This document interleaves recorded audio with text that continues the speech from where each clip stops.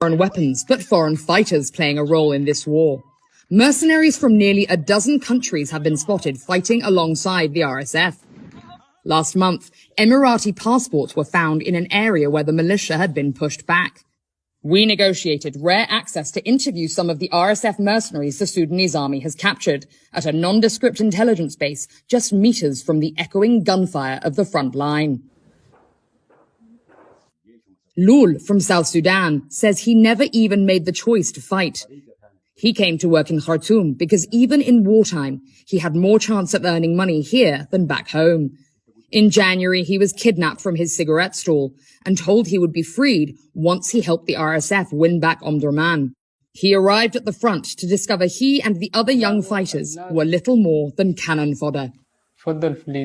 There weren't many soldiers, and no one could use the weapons. The few people who did fire bullets killed themselves or others in the group by accident. They were children, too young to fight. I was afraid, thinking, will I survive or not? It was the only battle Lul would participate in, and it didn't last long.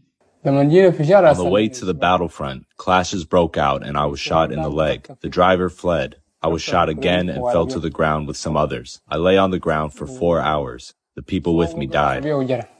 Lul managed to crawl to an abandoned house, where he was eventually found and arrested by the Sudanese army. He's been held here since March.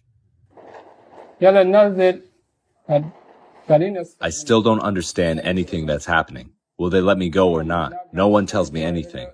Will I go home to my family or to prison? Zakaria is just 16. When an RSF recruiter came to his destitute village in Chad in early February, offering cash to fight, he jumped at the chance to help his family. They said they would pay us when we reached Sudan, $600, but when we arrived, they didn't give us any money. Like all the others here, he never saw a penny. By April, he'd been captured by the army. He's been locked up in Omdurman ever since. Prisoners of war must be treated humanely under international law.